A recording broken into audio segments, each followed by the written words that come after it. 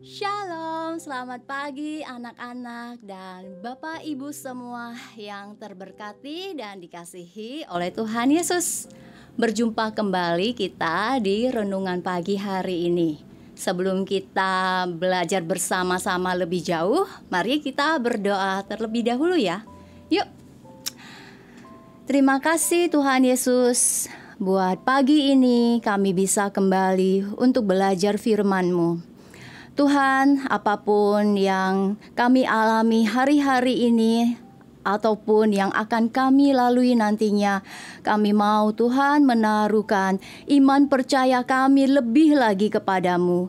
Kami percaya Tuhan bahwa penyertaan-Mu, perlindungan-Mu dan kekuatan-Mu ada pada kami semua sehingga kami bisa melalui semua hal-hal yang akan kami hadapi dan kami akan keluar sebagai pemenang.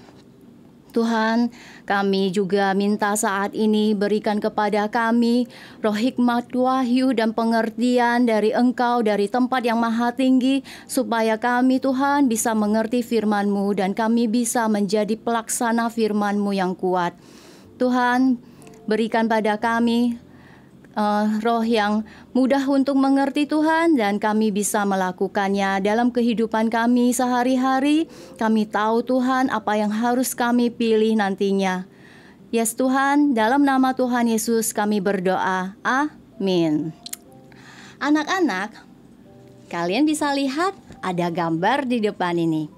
Jadi di sini terlihat ada seekor monyet yang tangannya terpelangkap di dalam kelapa. Nah, pada zaman dulu orang-orang kalau mau menangkap monyet, mereka akan melubangi buah kelapa, tapi lubangnya tidak terlalu besar, kecil saja.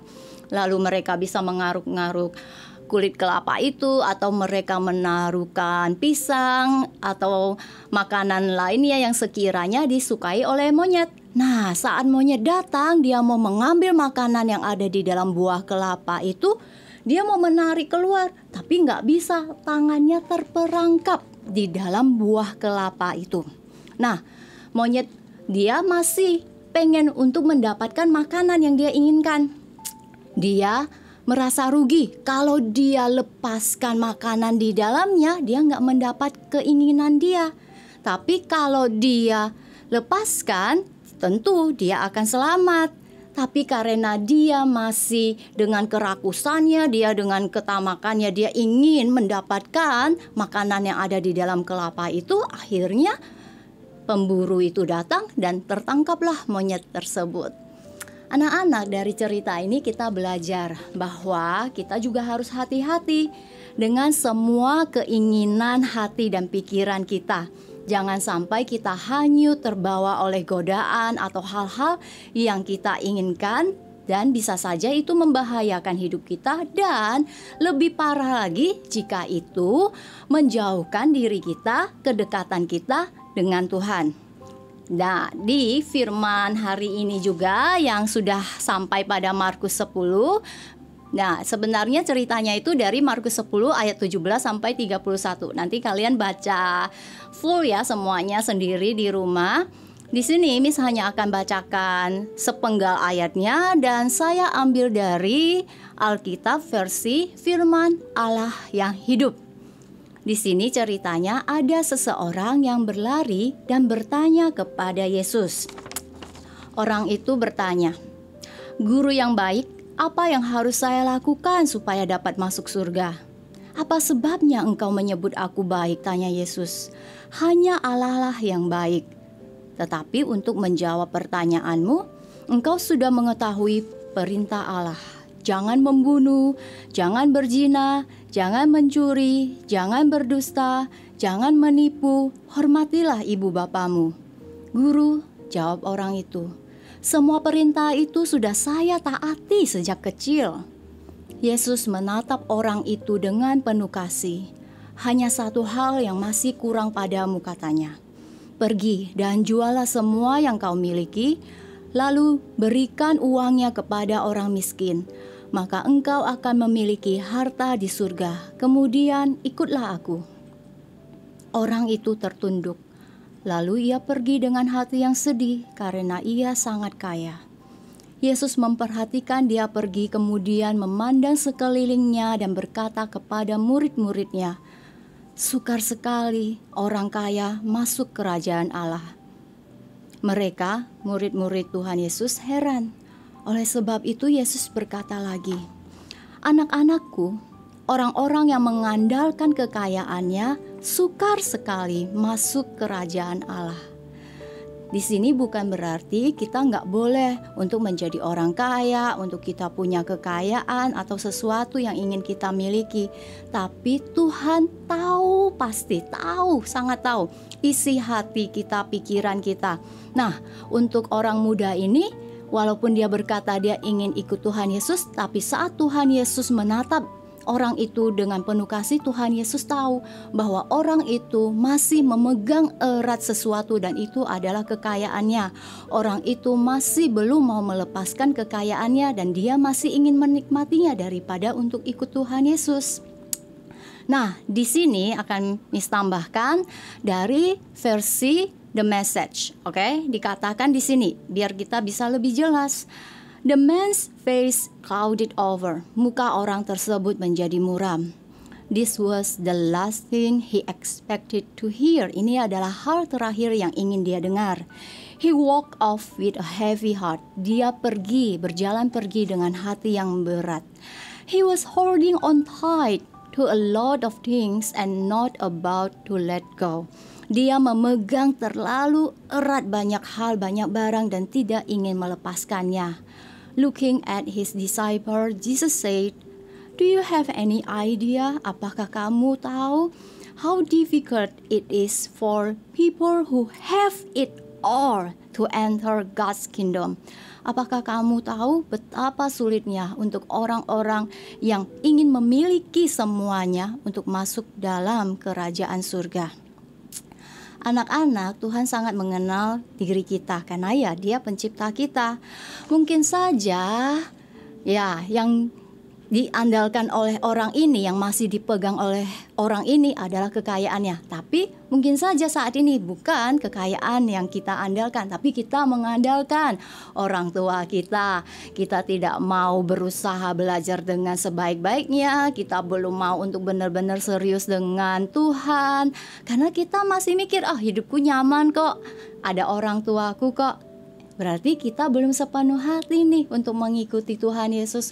Mungkin saja ada keinginan kita yang belum kita sepenuhnya tundukkan di bawah Tuhan Yesus. Kita masih memilih untuk lebih banyak waktu menonton YouTube, TikTok, ataupun main video games daripada kita untuk lebih rajin baca firman, ikut renungan, untuk ikut ibadah, untuk benar-benar taat pada firman Tuhan. Itu juga keinginan manusia.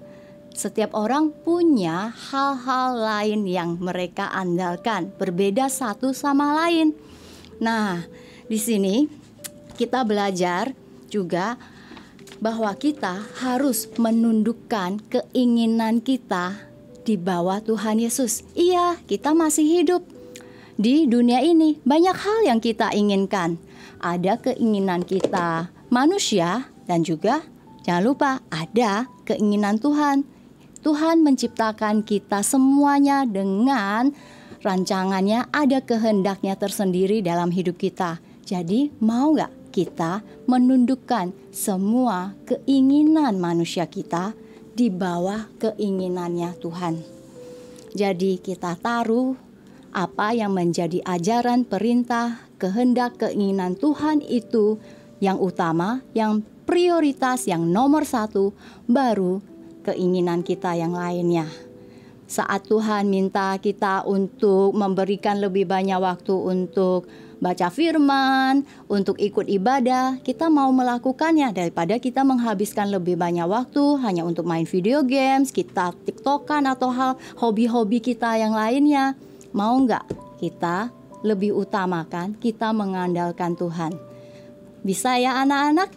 Yuk kita semuanya belajar untuk lebih mengandalkan Tuhan daripada mengandalkan semua hal-hal lainnya yang bisa kita nikmati di dunia ini. Mari kita tutup dengan doa. Tuhan Yesus, terima kasih untuk firman-Mu hari ini. Kami bersama-sama belajar untuk kami menaruhkan iman kami lebih lagi kepada Engkau, bahwa hidup kami haruslah hidup yang mengandalkan Engkau, bukan mengandalkan orang lain atau harta benda kami. Tuhan Yesus, pimpin kami terus supaya jalan-jalan yang kami lalui Engkau menggendong kami melalui semuanya. Dan kami percaya percobaan-percobaan apapun yang harus kami alami, Engkau Allah yang setia, Engkau Allah yang selalu beserta kami dan memberikan kekuatan kepada kami. Tuhan Yesus, kami juga berdoa Tuhan buat papa mama kami. Engkau tolong semua usaha pekerjaan papa mama kami. Dan jika ada di antara anggota keluarga kami yang sedang sakit ataupun bermasalah, kami berdoa Engkau bukakan jalan, Engkau berikan Tuhan kesembuhan bagi semuanya Tuhan, bagi keluarga kami. Yes Tuhan, kami juga berdoa bagi bangsa kami Indonesia. Tuhan, Engkau Allah yang menciptakan Indonesia ini, dan kami percaya Engkau punya Tuhan rancangan yang baik, yang sesuai dengan kehendak-Mu atas bumi Indonesia. Dan kami mau Tuhan Roh-Mu bekerja lebih lagi Tuhan, memegang erat hati pikiran para pemimpin kami, supaya semua kebijakan yang diambil itu seturut dengan kehendak-Mu. Biarlah Indonesia ini penuh dengan shalom yang dari Engkau Tuhan. Ada damai sejahtera yang dari Engkau melingkupi bangsa Indonesia. Apapun yang terjadi atas bumi Indonesia, Engkau pegang kendali Tuhan. Terima kasih Tuhan Yesus, Engkau menempatkan kami untuk hidup dan tumbuh di Indonesia. Dan kami berdoa untuk kesejahteraan Indonesia. Terima kasih Tuhan Yesus, kami juga serahkan hari ini ke dalam tangan-Mu. Kami ambil semua jatah yang sudah seharusnya kami anak-anak Tuhan miliki, yang Kau sudah siapkan hari ini. Tidak ada satupun Tuhan yang tercecer. Yes Tuhan, dalam nama Tuhan Yesus kami berdoa. Amin. Terima kasih anak-anak semuanya yang sudah memberikan perhatian. Selamat beraktivitas and God bless you.